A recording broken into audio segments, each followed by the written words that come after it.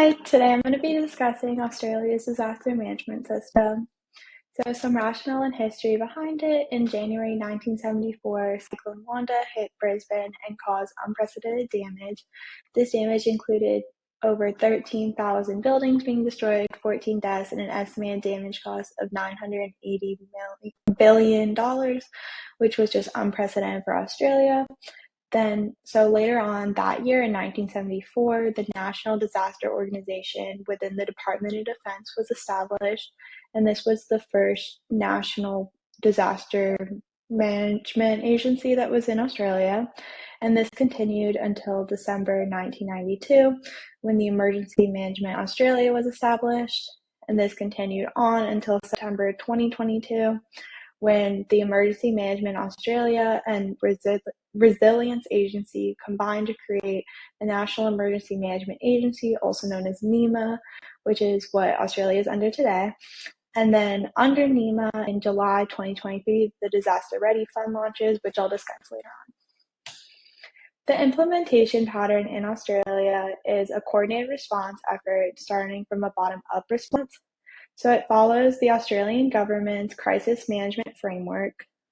And in this, the states and territories, which are the bottom tier of government, are the first response for any incident to occur within their jurisdiction. And then if they're not able to coordinate their efforts or they need more help or support, then the federal government will step in and provide national resources and help promote coordination efforts. Some disasters that Australia are known for. So for natural disasters, they're known for bushfires, droughts, flooding, and cyclones. And then other hazards that are being monitored to make sure that they don't turn into disasters are supply chain disruptions, critical infrastructure outages, biosecurity risks, and widespread cyber attacks. And for natural disasters, climate change is making these disasters worse, so they're becoming more frequent and more intense. Participants in Australia's disaster management. So the government at all levels is very involved in disaster management in Australia. And Australian citizens also participate in disaster resilience education starting at a young age.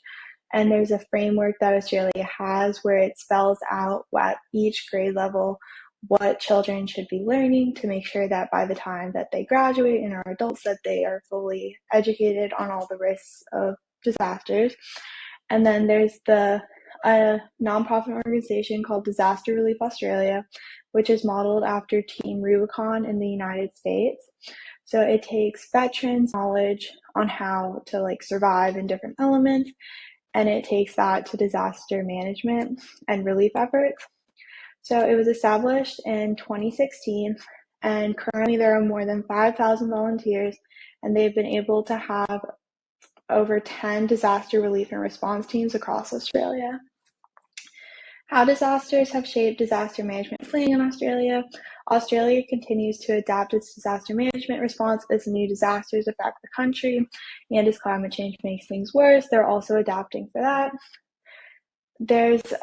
For just planning communities in general to start to mitigate disaster risk, there's the Land Use Planning for Disaster Resilient Communities Handbook, which they're able to, for new buildings, and they're able to see the risks and choose if they want to build on certain lands so that they could help prepare for disasters in the future.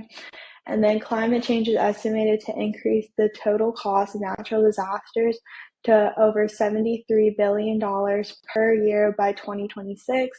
So it's just continuing to increase. And then these are my references. Thank you.